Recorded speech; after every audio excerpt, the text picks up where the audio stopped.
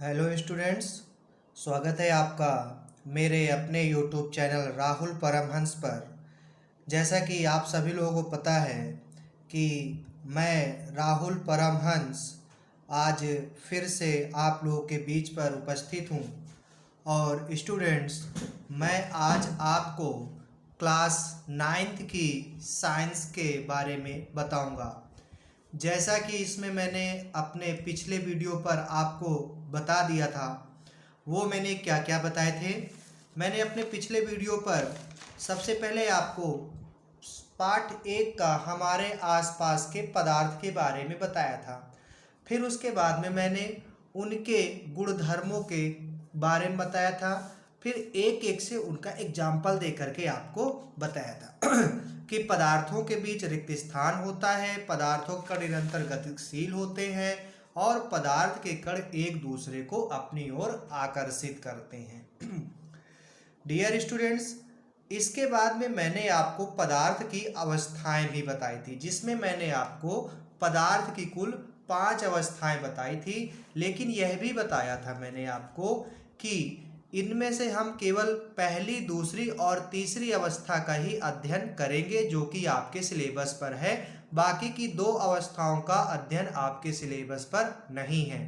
लेकिन मैं फिर भी आपको इन दोनों अवस्थाओं के बारे में बताऊंगा। तो स्टूडेंट्स, मैं आज आपको सबसे पहले इन ठोस, द्रव और गैस, इन तीनों अवस्थाओं के बारे में बताने जा रहा हूं। जैसा कि आप सभी लोग देख रहे होंगे कि मैंने यहाँ पर ये 3 डायग्राम बनाए हुए हैं। देख रहे हैं 3 डायग्राम। उनमें से एक है हमारा ठोस का, एक है द्रव का और एक है गैस का। ठीक है। अब इसके बाद में इन तीनों के मैंने अंतर भी लिख लिए हैं। स्टूडेंट्स, आप चाहें तो इस टॉपिक को ठोस, द्रव और गैस में अंतर के तौर पर भी लिख सकते हैं, समझ सकते हैं, या इसको जिस प्रकार से मैं बता रहा हूं उस प्रकार से भी आप इसको समझ सकते हैं। ठीक है। जैसे कि मैं पहले ठोस लेता हूं, तो सबसे पहले हम इस चित्र में देख लेते हैं कि ठोस, द्रव और गैस, इनमें जो इनके अणुओं की संख्या, जैसे ठोस है, ये देखिए जो अणु हैं, ये क्या है, इनके ये अणु हैं, ये एक दूसरे के अत्यंत नजदीक हैं। यानी कि इनमें रिक्त स्थान बहुत कम है। द्रव में क्या है कि अणु जो हैं वो एक दूसरे से थोड़ा दूर दूर हैं, और गैस में क्या है, ये अत्यधिक दूर है। ठीक है। तो सबसे पहले मैं ठोस बताता हूं कि ठोस का जो होता है वो आकार जो है इनका निश्चित होता है। द्रव में क्या है कि इनका आकार अनिश्चित होता है और गैस का भी आकार अनिश्चित होता है। ठीक है। चाहे तो आप ऐसे समझ सकते हैं और या तो इनको आप ऐसे भी समझ सकते हैं। इसके बाद में इनकी विमाएं, ठोस की जो विमाएं हैं वो क्या है, निश्चित होती हैं। यानी कि इनका आकार जो है, विमा मतलब कि इनका जो रूप है वो निश्चित है। उसको एक बार हमने जिस रूप में दिया है तो वह वही रूप पर रहेगी बिना कोई बाह्य बल लगाए। इसके बाद में इनकी विमाएं क्या हैं, अनिश्चित होती, यानी इनका जो रूप है, आकार है, वो परिवर्तित होता रहता है। और ठीक उसी प्रकार गैस का भी जो विमाएं हैं, उनकी विमाएं क्या हैं, अनिश्चित हैं। इसके बाद में ठोस क्या होती हैं, कठोर होती हैं, यानी कि एकदम सॉलिड होती हैं ये। द्रव क्या होते हैं, इनमें बहाव होता है। यानी कि द्रव को हम जिस बर्तन पर, या जिसे द्रव को, जिसे हमने मान लिया कि हमने एक पत्थर लिया और पत्थर को हम जमीन पर या सड़क पर डाल दें तो वह पत्थर हमारा उसी जगह पड़ा रहेगा। ये पत्थर जैसे हमने इसको उठा करके इस जगह फेंक दिया तो ये इसी जगह रहेगा। लेकिन द्रव में क्या है, बहाव होता है। यदि हमने एक ग्लास में पानी लेकर के जमीन पर डाल दिया तो वह उस जमीन पर क्या होने लगता है, बहने लगता है। तो इस प्रकार से हम समझ सकते हैं कि द्रव में बहाव होता है। गैस में, डियर स्टूडेंट्स, गैस में भी बहाव होता है। यानी कि जब किसी चीज़ से लीकेज होती है तो वह संपूर्ण सारे एरिया को कवर करने का प्रयास करती है। इसके बाद में फोर्थ टॉपिक है कि जो ठोस हैं वो असंपीड्य होते हैं। असंपीड्य मतलब आपके दिमाग में आ रहा होगा कि ये असंपीड्य क्या होता है। तो असंपीड्य का मतलब डियर स्टूडेंट्स ये होता है कि हम इनको दबा करके इनका आकार परिवर्तित नहीं कर सकते हैं। यानी कि यदि वो ठोस है तो उसको आसानी से दबा करके उनका आकार परिवर्तित नहीं किया जा सकता। जैसे पत्थर है, अब पत्थर को हम सोचें कि इसको दबा करके हम इसका आकार परिवर्तित कर दें, तो ऐसा संभव नहीं है। यदि हम उस पर ज़्यादा बल लगाएंगे तो वह टूट जाता है।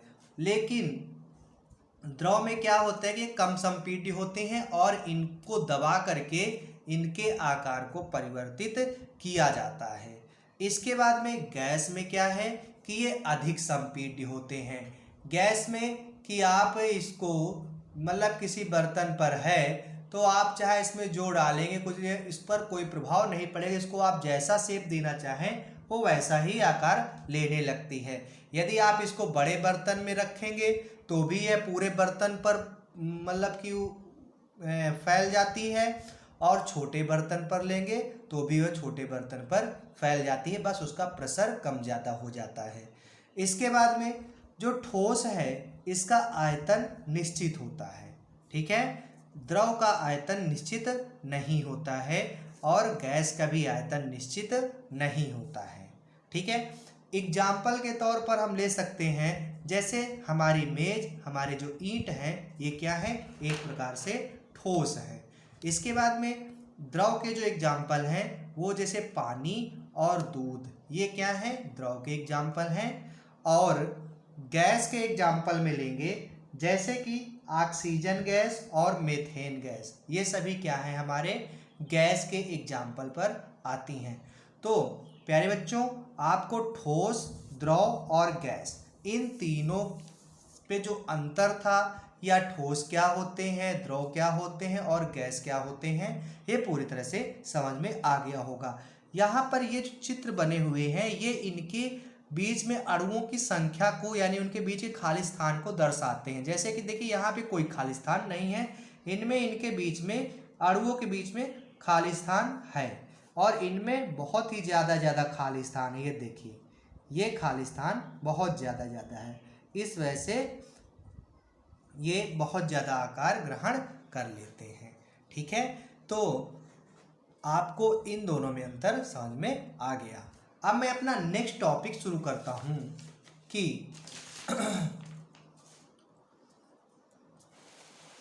पदार्थ की अवस्थाओं में हम परिवर्तन कैसे कर सकते हैं, ठीक है।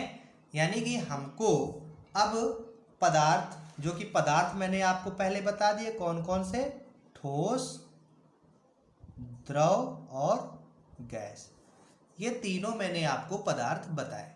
अब इन पदार्थों में हम परिवर्तन किस प्रकार से कर सकते हैं, तो देखिए, तो मैंने पहले से बना रखा है कि इनमें हम परिवर्तन दो प्रकार से कर सकते हैं। पहला है कि इनके तापमान में बदलाव करके और दूसरा है इनके दाब में बदलाव करके।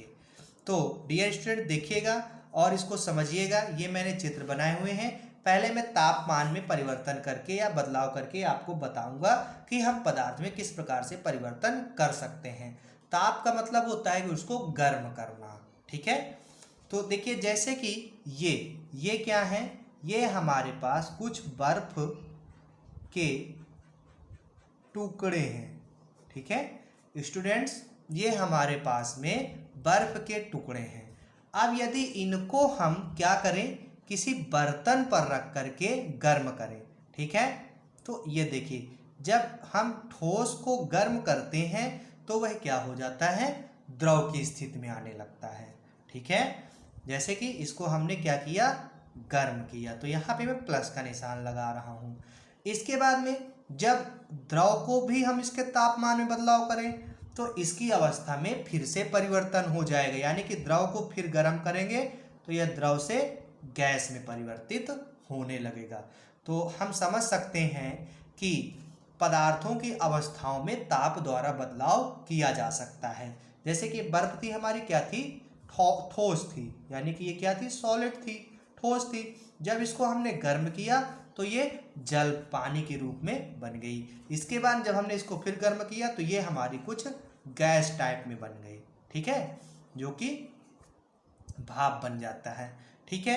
अब यदि हम इसका जस्ट उल्टा कर लें, ठीक है, उल्टा करेंगे कैसे, जैसे कि अभी गैस है, गैस को हम अब यहाँ पे हम क्या करें, इसको तापमान इसका ज़्यादा कर रहे थे, अब यदि हम तापमान क्या करें, कम करें, ठीक है, यानी कि यहाँ मैं प्लस कर रहा था, क्या कर रहा था, प्लस कर रहा था, तो इसका मतलब ये था कि यहाँ पे मैं तापमान को बढ़ा रहा था, अब यहाँ मैं तापमान को क्या कर रहा हूँ, माइनस कर रहा हूँ, यानी कि मैं तापमान को घटा रहा हूँ। तो तापमान जब मैं घटाऊंगा तो जो गैस अवस्था थी वो पुनः हमको द्रव अवस्था में प्राप्त होने लगती है, और इसके बाद में फिर यदि मैंने तापमान को घटाया तो वह जो द्रव थी वो ठोस अवस्था में परिवर्तित हो जाएगी, ठीक है। तो ये एक पूरी प्रक्रिया होती है, ठीक है। अब इसी प्रकार से हम दाब में होने वाले बदलाव को भी समझ सकते हैं। तो दाब में जो होने वाला बदलाव है वो क्या है, जैसे कि ये जो चित्र बना हुआ है, हालांकि इसको आप बनाइएगा नहीं, ये मैं केवल आपको समझाने के लिए ऐसा किया हुआ हूँ। आप चाहें तो आप इस वाले डायग्राम को अपनी कॉपी पर बना सकते हैं। जैसे कि आप लोगों ने देखा होगा कि हम एक लाइटर, जो जैसे स्मोकिंग सिगरेट जलाने के लिए या ऐसे आग जलाने के लिए एक लाइटर का प्रयोग करते हैं, तो इस पर एक क्या होते ही एक गैस भरी होती है, ठीक है, और वो गैस इस पारदर्शी कांच से हमको लिक्विड के रूप में दिखाई देती है। फिर उसमें एक स्विच होती है, उसको हम क्या करते हैं, दबाते हैं, ठीक है, क्या करते हैं, दबाते हैं, यानी कि इसमें हम दाब डालते हैं, ठीक है। तो ठीक वही प्रकार होता है कि जब हम किसी ठोस में दाब डालते हैं तो वह द्रव अवस्था में परिवर्तित होता है, फिर जब दाब डालेंगे तो गैस अवस्था में परिवर्तित होगा, और इसी का जस्ट उल्टा, यानी कि फिर जब इस पर हम दाब इसका हम कम करेंगे तो यह धीरे धीरे द्रव में परिवर्तित होने लगेगी, और जब द्रव से फिर दाब कम करेंगे तो यह ठोस में परिवर्तित होने लगेगी। तो सेम इसका एग्जाम्पल ये है। तो ये तो मैंने ऐसे बेसिकली बना लिया था, ये आपको बस केवल समझने के लिए, ठीक है। आप चाहें तो आप इस चित्र को अपनी नोटबुक पर बना सकते हैं, ठीक है। इसके बाद में अब इस पाठ का जो हमारा मेन टॉपिक आता है वो आता है तापमान में परिवर्तन। तो स्टूडेंट्स, तापमान में परिवर्तन के प्रभाव जो है, ठीक है, ये आपका बहुत ही इम्पोर्टेंट है। इससे आपके एग्जाम पर पूछे जाते हैं कि तापमान से के परिवर्तन से क्या क्या प्रभाव पड़ते हैं, ठीक है। तो उनको मैं आपको 3 बिंदुओं में समझाऊंगा। पहला जो है हमारा वो होगा गलनांक बिंदु, दूसरा जो है वो होगा हमारा क्वथनांक बिंदु, और तीसरा है ऊर्ध्वपातन निक्षेपण, ठीक है। तो ऊर्ध्वपातन निक्षेपण क्या है, क्वथनांक बिंदु क्या है, और गलनांक बिंदु क्या है, ये सभी मैं आपको एक एक करके समझाता हूँ। तो डियर स्टूडेंट्स, मैं आज आपको गलनांक बिंदु के बारे में बताने जा रहा हूँ कि जो गलनांक बिंदु है वो होता क्या है। तो इसकी सीधी सीधी एग्जाम्पल, जैसे कि यहाँ पे हमने देखा था कि हमारी बर्फ थी, बर्फ क्या थी, ठोस थी, और जब हमने इस पर ताप दिया तो यह किस अवस्था में परिवर्तित होने लगी, द्रव में चेंज होने लगी। तो ठीक वही है कि जब किसी ठोस का वह तापमान जिस पर वह अपनी ठोस अवस्था से पिघल करके द्रव अवस्था में परिवर्तित होता है, गलनांक बिंदु कहलाता है। यानी कि हमारे पास में यदि ये बर्फ के टुकड़े हैं तो इन टुकड़ों को जब हम ऐसा ताप, ठीक है, जिस ताप पर ये क्या होने लगे, पिघलने लगे, पिघल करके द्रव अवस्था में बदलने लगे, तब वहाँ पर वो क्या होता है, उसका गलनांक बिंदु कहलाता है। वह जो ताप होता है वह हमारा गलनांक बिंदु कहलाता है। जैसे कि आप जानते होंगे कि जो हमारी बर्फ होती है, अब ये जो बर्फ है ये इसको हम कितना ताप दें कि ये पिघलने लगे। ठीक है, तो बर्फ जो होती है, ध्यान लगाइएगा, 0 डिग्री सेंटीग्रेड पर ये क्या होती है, द्रव में बदलने लगती है। ठीक है, जैसे कि हम सभी को पता है, हम लोग बर्फ जमाने के लिए हम क्या करते हैं, पानी को किसी बर्तन में भर करके फ्रीज पर रख देते हैं। तो फ्रीज क्या करता है, उस पानी, जैसे कि इसमें हमने जल भर दिया, तो इस बर्तन का जो तापमान होता है उसको माइनस में ले जाता है। ठीक है, जब तापमान, देखिए तापमान अब जैसे 0 डिग्री सेंटीग्रेड है, 0 डिग्री सेंटीग्रेड पर क्या होता है, ठंड होती है। अब 0 से लेकर के जैसे से हम 1 2 3 4 5 डिग्री सेंटीग्रेड बढ़ेंगे, वैसे वैसे गर्म होता है। ठीक है, और इधर जितना हम, जैसे आप लोग मैथ में संख्या रेखा पढ़ते हो ना, 1 2 3 4 5 और -1 -2 -3, तो वैसे 0 डिग्री सेंटीग्रेड, फिर 1 degree centigrade, 2 degree centigrade, 3 degree centigrade, 4 degree centigrade, 5 degree centigrade. ठीक उसी प्रकार ये 0 से इधर माइनस का 1 डिग्री सेंटीग्रेड, माइनस का 2 डिग्री सेंटीग्रेड, माइनस का 3 डिग्री सेंटीग्रेड, माइनस का 4 डिग्री सेंटीग्रेड और माइनस का 5 डिग्री सेंटीग्रेड। तो इस तापमान पर, जब तापमान हमारा माइनस में होता है, तभी वह द्रव जो है हमारा बर्फ में, यानी कि बर्फ या ठोस अवस्था में परिवर्तित होने लगता है।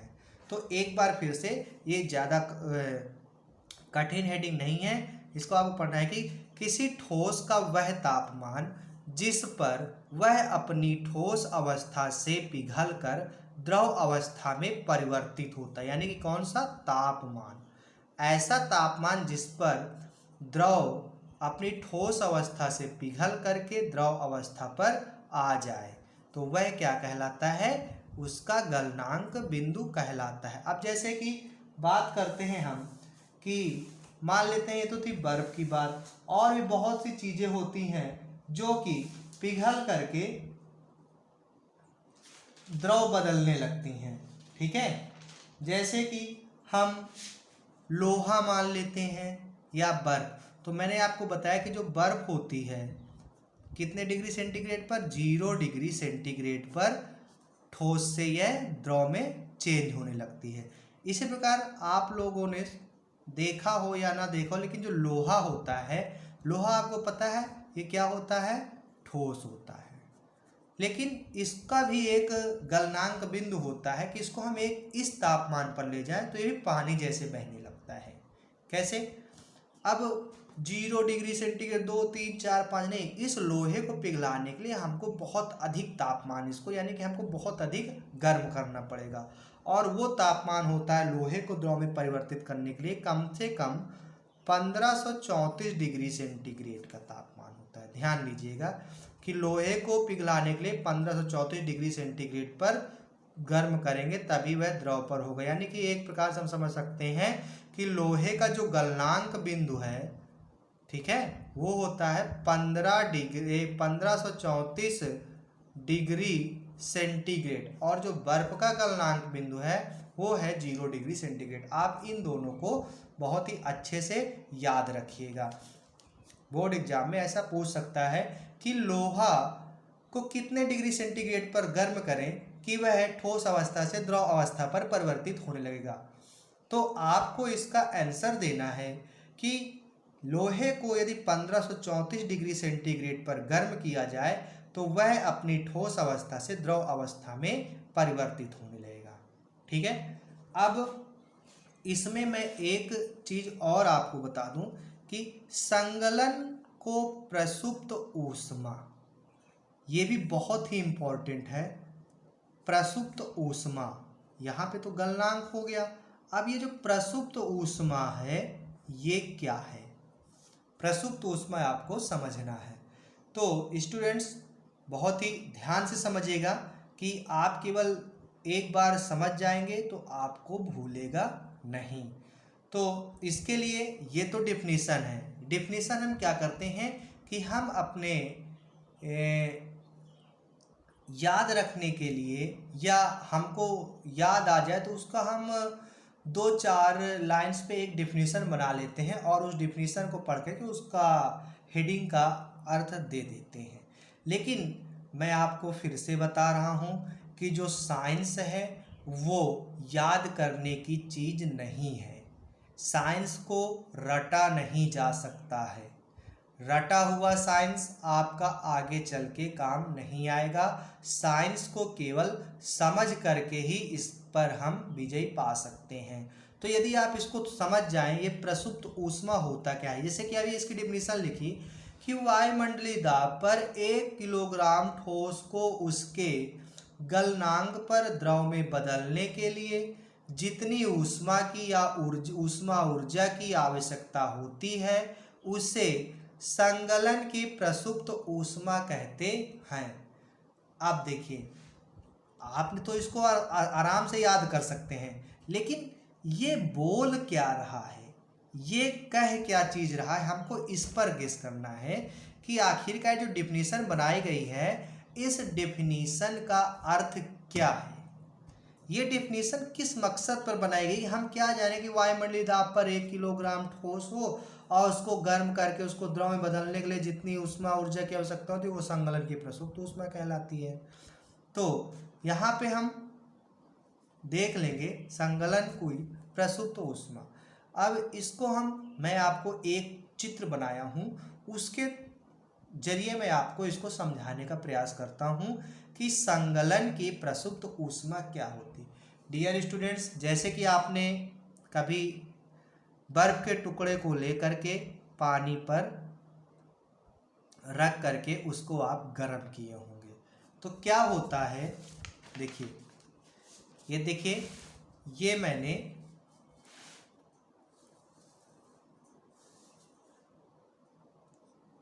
ये देखिए, ये जो है ये देखिए, ये मैंने चित्र के माध्यम से आप बताने का प्रयास कर रहा हूँ आपको कि मैंने आपको इसे बताया कि जो बर्फ होती, सबसे पहले हम क्या करते हैं कि एक मेज लेते हैं और उस मेज पर एक बर्नर लगाते हैं। बर्नर मतलब जिससे आग उत्पन्न होती है, ठीक है। और यहाँ पर ये क्या होता है, ये आग निकल रही है और ये जो आग है इस जार से टकराती है, ठीक है। इसके बाद में इस जार में मैंने कुछ बर्फ़ के टुकड़े डाले हुए हैं। अब आपके दिमाग में आ रहा हो कि बर्फ़ के टुकड़े मैंने डाले क्यों हैं। तो देखिए क्या होता है कि हमने, जैसे कि हम कोई बर्तन ले लेते हैं, ये हमारे पास मान लो बर्तन है और इस पर मैंने ये बर्फ़ के टुकड़े डाल दिए और इस पर जो आप लोग को जो बुखार आता है तो उस पर बुखार नापने के लिए डॉक्टर किसका प्रयोग करता है, थर्मामीटर का, ठीक है। तो उसके ज़रिए आपको डॉक्टर बताता है कि आपको कितने फ़ारेनहाइट बुखार है। तो उस पर पारा जो है ऊपर चढ़ता है और जब तक पारा ऊपर जाता है वहीं से वो पता चल जाता है कि इतने फ़ारेनहाइट या इतने डिग्री सेंटीग्रेड पर आपको बुखार है। तो जो बर्फ़ है, अब हमको इस बर्फ़ को पिघलाने के लिए कितना डिग्री सेंटीग्रेड तापमान की आवश्यकता है, जैसा कि मैंने आपको भी बताया 0 डिग्री सेंटीग्रेड, ठीक है। अब जैसे कि यहाँ पर हमारा ये क्या है, ग्लास है। इस ग्लास में हम पानी भर लें और इसको हम आग में रख दें, ठीक है। इसको भी हम आग में रख दें तो हम क्या देखते हैं कि जब इसको हम लगातार गर्म करते रहेंगे तो ये जो पानी है, ये पानी धीरे धीरे, पहले जितना इसका तापमान होगा धीरे धीरे इसका तापमान बढ़ता चला जाएगा और एक समय ऐसा है कि पानी बहुत ज़ोर से खौलने लगेगा, ठीक है। बर्फ़ में क्या है कि इसमें हमने थर्मामीटर क्यों लगाया कि बर्फ़ पड़ी है, इसमें हमने थर्मामीटर है तो वहाँ पर इस पारा इसका भी माइनस पे है, ठीक है। पारा कितना है, माइनस का 10 degree centigrade, 15 degree centigrade, 30 degree centigrade, कुछ भी है जैसे। इसके बाद में हम इसको इसके नीचे बर्नर लगा करके, जैसे कि इसमें आप देख रहे हैं, इस बर्फ़ पर हमने क्या थर्मामीटर लगा दिया और आग लगा दी नीचे। अब ये क्या है, इस बीकर पर, ये जार पर ये क्या हो रही, गर्म हो रही। तो थर्मामीटर का जो पारा था पहले माइनस का मान लेते हैं 10 डिग्री सेंटीग्रेड था, तो जैसे कि माइनस का 10, फिर माइनस का 9, फिर माइनस का 8, फिर माइनस का 7, -6, -5, -4, -3, -2, -1, ये इतना डिग्री सेंट मान लो ये पारा है। इसके बाद में फिर यहाँ पे आ गया 0 डिग्री सेंटीग्रेड, फिर 1 2 3 4, ये सब तापमान किसमें, सेंटीग्रेड में है। ये हो गए सेंटीग्रेड में, सारे सेंटीग्रेड में है। तो हम देखेंगे कि अभी ये माइनस में जब हमने इस पर आग गर्म की तो ये धीरे धीरे इसका पारा घटता, पहले 10 था, ठीक है, 10 से फिर क्या हुआ, कम होता गया, 9 आया, फिर -8 आया, फिर -7 आया, फिर 6 आया, फिर 5 आया, 4 आया, 3 आया, 2, यानी यहाँ तक जो तापमान है वो बहुत जल्दी जल्दी इस थर्मामीटर पर घटता चला जाएगा। लेकिन एक समय ऐसा आएगा कि ये 0 डिग्री हो जाएगा, ठीक है।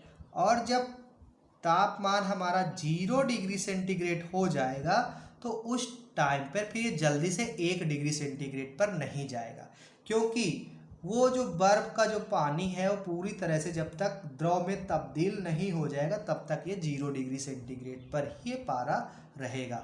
उसके बाद में अब यहाँ तक तो इसकी स्पीड ठीक थी, हर 2-4 सेकंड में घटता चला है, लेकिन यहाँ पर ये कुछ समय ले लेता है और कुछ समय के लिए यहाँ पर ये 0 डिग्री सेंटीग्रेड ही इसका तापमान, थर्मामीटर का तापमान रहता है, ठीक है। तो जितनी देर हम बर्नर से जब हमने इस पर आग लगाई और ये जब जितनी देर तक इसका 0 डिग्री सेंटीग्रेड तापमान था, ठीक है, उतनी देर पर जो हमने ऊष्मा खर्च की, ठीक है, 0 डिग्री सेंटीग्रेड मानते हैं, मान लीजिए 1 मिनट था या 2 मिनट था, 1 मिनट 2 मिनट में जितनी भी हमारी ऊष्मा खर्च हुई वही हमारी क्या कहलाती है, संगलन की प्रसुप्त ऊष्मा। तो अब क्लियर हो गया आपको कि बर्फ को जब हम गर्म करते हैं तो पहले तो ये बहुत जल्दी माइनस से टेम्परेचर कम होता चला जाता है, लेकिन एक समय ऐसा आता है कि कुछ देर तक वो टेम्परेचर जो है 0 डिग्री सेंटीग्रेड पर बना रहता है। तो जितनी देर तक 0 डिग्री सेंटीग्रेड पर तापमान बना रहता है और उतनी देर तक जो हमारी ऊष्मा खर्च होती है या ऊष्मा की खपत होती है वही संगलन की प्रसुप्त ऊष्मा कहलाती है। यानी कि इस बर्फ के टुकड़े को 0 डिग्री सेंटीग्रेड से 1 डिग्री सेंटीग्रेड तक लाने में जो ऊष्मा खर्च हुई वही हमारी प्रसुप्त ऊष्मा कहलाई। तो अब आप इस हेडिंग को बहुत अच्छे से याद कर लीजिएगा। वायुमंडलीय दाब पर 1 किलोग्राम ठोस को उसके गलनांक पर द्रव में बदलने के लिए जितनी ऊष्मा की आवश्यकता होती है उसे संगलन की प्रसुप्त ऊष्मा कहते हैं। तो बच्चों, मैं अपना टॉपिक अभी यहीं पर समाप्त करने जा रहा हूँ। मेरा प्रयास है कि मैं आपको कम पढ़ाऊँ, लेकिन जो भी पढ़ाऊँ बहुत ही अच्छे से आपको क्लियर करके पढ़ाता जाऊँ। तो आपको मैंने वैसे आज ज़्यादा आपको लिखने के लिए नहीं होगा, बस आपको केवल इतना ही है, बहुत खींच के 1 या 1.5 पेज ये है और इसके बाद में इतना ये है और फिर इसके बाद में आप ये डायग्राम बना सकते हैं, ठीक है। तो आप लोग निरंतर पढ़ते रहें, मन लगा करके पढ़ें। और मैं आप लोग को एक बार फिर से बता दूं कि जो लोग अभी तक मेरे YouTube चैनल,